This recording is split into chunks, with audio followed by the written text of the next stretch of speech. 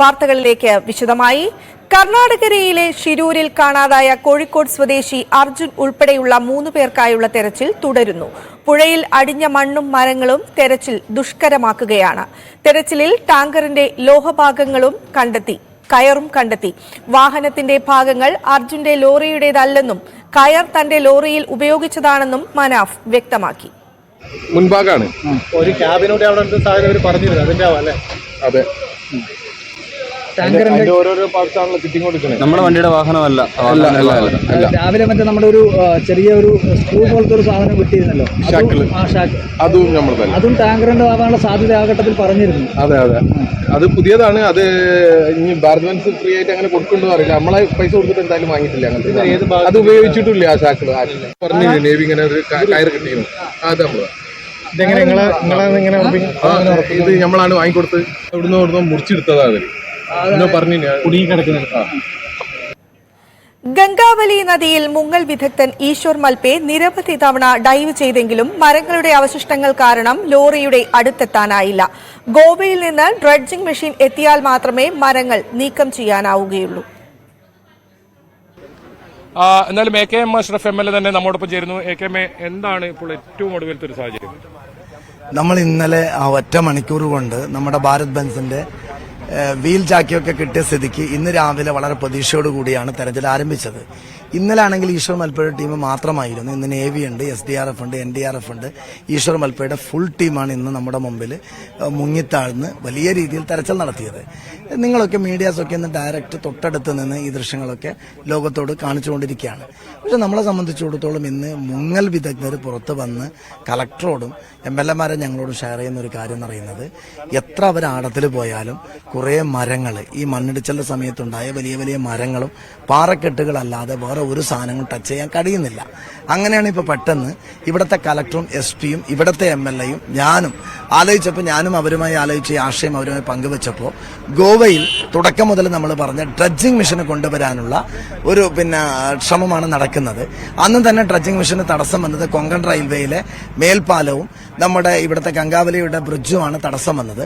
കടൽ മാർഗം അത് കൊണ്ടുവന്ന് ഈ മുകളിൽ ഡൈവ് ചെയ്ത ആളുകൾ ചൂണ്ടിക്കാണിച്ച മരങ്ങളും പാറകളും മാറ്റാനുള്ള ഒരു ശ്രമം നടത്തിയാൽ മാത്രമേ ഭാരത് ബെൻസിന്റെ അടുത്തേക്ക്, അർജുന്റെ അടുത്തേക്ക് നമുക്ക് എത്താൻ കഴിയുകയുള്ളൂ. അത് ഉടനെ ഉണ്ടാകുമോ? എപ്പോഴാണ് ഗോവ സർക്കാരുമായി ആശയവിനിമയം നടത്തിയോ? നമുക്ക് എപ്പോൾ കിട്ടും? ഇന്നലെ മുതൽ തന്നെ MLA ക്യാപ്റ്റനുമായി സംസാരിച്ചു. ഗോവ സർക്കാരുമായി ഇവിടുത്തെ കലക്ടർ സംസാരിക്കുന്നുണ്ട്. നമ്മളെ സംബന്ധിച്ചിടത്തോളം നാളെ ഇൻഡിപെൻഡൻസ് ഡേ ആണ്. പെരേഡും കാര്യങ്ങളായിട്ടുള്ള ഒരു പ്രയാസം അവർ പങ്കുവെക്കുന്നുണ്ട് ഇന്ത്യ മുഴുവനും. അപ്പോൾ മറ്റന്നാൾ 16th അവരെത്തിക്കാനുള്ള ശ്രമം, ഇത് കടൽ മാർഗം കൊണ്ടുവരണം. അത് കൊണ്ടുവരുമ്പോൾ അതിൻ്റെതായ ടെക്നിക്കൽ ആയിട്ടുള്ള പ്രശ്നങ്ങൾ കൂടിയുണ്ട്. എന്തായാലും ഡ്രഡ്ജിംഗ് മെഷീൻ ഇവിടെ എത്തിച്ചിട്ട് ഇത് മാറ്റിയാൽ മാത്രമേ ഇതിനെ നമുക്ക് ഈ തെരച്ചിലിന് കുറച്ചും കൂടി പ്രതീക്ഷ പകരുന്ന കഴിയുകയുള്ളൂ. കാരണം ഇതേപോലെ ഡൈവ് എത്ര ദിവസം നടത്തിയാലും താഴെത്തട്ടിലേക്ക് പോയി ആകെ കാണുന്നത് പാറക്കെട്ടുകളും ഈ മരങ്ങളല്ലാതെ വേറെ ഒരു സാധനം കയ്യിൽ കിട്ടുന്നില്ല എന്നുള്ളതാണ് വസ്തുത. ഈ മറ്റൊരു കാര്യം, ഇപ്പോൾ കാർവാർ MLA സൂചിപ്പിച്ചത്, നമ്മൾ ഈ കേരളത്തിൽ നിന്നുള്ള ഡ്രഡ്ജിംഗ് മെഷീൻ ഇപ്പോൾ 2 നോട്ട്സ് മാത്രമേ വെള്ളത്തിന് ഇതുള്ളൂ എന്ന് പറയുന്നു. ഉപയോഗിക്കാൻ പറ്റും. അതിലിപ്പോഴും ഒരു തീരുമാനമായില്ലേ? അല്ല, ഇന്ന് അവർ റിക്വസ്റ്റ് ലെറ്ററിന്റെ കാര്യം പറഞ്ഞിരുന്നു. ആ റിക്വസ്റ്റ് ലെറ്റർ ഇപ്പൊ അവർ അയച്ചു കൊടുത്തു. നമ്മുടെ കേരളത്തിന്റെ റിയാസ് മിനിസ്റ്ററുമായിട്ട് രാവിലെ സംസാരിച്ചിട്ടുണ്ട്. അവരയക്കാൻ വില്ലിംഗ് ആണ്. പക്ഷെ ഗോവയുടെ ഡ്രഡ്ജിംഗ് മെഷീനും നമ്മുടെ മെഷീനും ടാലി ചെയ്യുമ്പോൾ അത് വലിയ രീതിയിൽ വ്യത്യാസമുള്ള ഒരു സാധനമാണ്.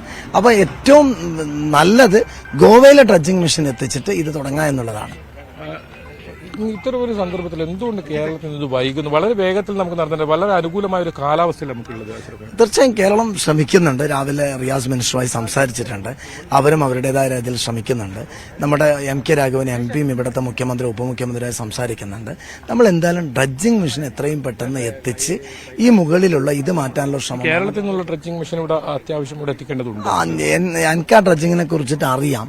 അതിനേക്കാളും ബെസ്റ്റ് ഗോവയിൽ എത്തിക്കുന്നത്. ഇതിൽ കേരളത്തെയും കൂടി നമ്മൾ പരാതി വേണ്ട, അതുകൂടി എത്രയും പെട്ടെന്ന് എത്തിക്കാനുള്ള ശ്രമം ഇവർ റിക്വസ്റ്റ് ലെറ്റർ കിട്ടിയ സ്ഥിതിക്ക് നമ്മളെ മന്ത്രി ഇടപെട്ടിട്ട് അത് ഇങ്ങോട്ടേക്ക് അയക്കാനുള്ള ശ്രമം. ഇപ്പോഴും ആവർത്തിച്ചത് പണം നൽകാൻ തയ്യാറാണ്. അത് ഒരു താല്പര്യക്കുറവ് കേരളത്തിന്റെ ഭാഗത്തുനിന്നുണ്ട് എന്ന് സംശയിക്കുന്നു. ഒരിക്കലുമല്ല. ദുരന്തമുഖത്ത് അങ്ങനെയല്ല. MLA അങ്ങനെ പറയുന്നുണ്ട്. പക്ഷെ അങ്ങനെയൊന്നുമല്ല. കേരളം എത്രയും പെട്ടെന്ന് എത്തിക്കാനുള്ള ശ്രമം നടത്തുന്നത്. അതാണ് മഞ്ജുഷ്, ഇക്കാര്യത്തിൽ എത്രയും പെട്ടെന്ന് ഈ തെരച്ചിൽ നടത്തുക, അതിനുള്ള തീരുമാനങ്ങൾ ഉണ്ടാകുക, അത് തന്നെയാണ് AKM അഷ്റഫ് MLA-യും നമ്മോടൊപ്പം പങ്കുവെക്കുന്നത്. Kiran, Kerala news media had called me, why you are stopping Ishwar to do his work. It is not like that. Yesterday I was there and I have bought 2 local boats. And without local boats or without NDRF, KDRF, whatever, state SDRF, we cannot take the risk. For that, it was delayed, nothing more than that. Today I spoke to your agriculture department in Kerala about what is the status of that particular machine, floating machine. Then he said, machine with the 2 nautical miles, no problem, but operator is not well. He is having some disease problem and it has affected his liver also. That's what Mr. Agriculture Department not a dredging, but just scattering the way. What I want to see now, our person is trying, right? In front of you only you are looking. He is going even down below from the ground. But he cannot open the mud. How much he can open the mud? If he opens, then again it will the soil become red.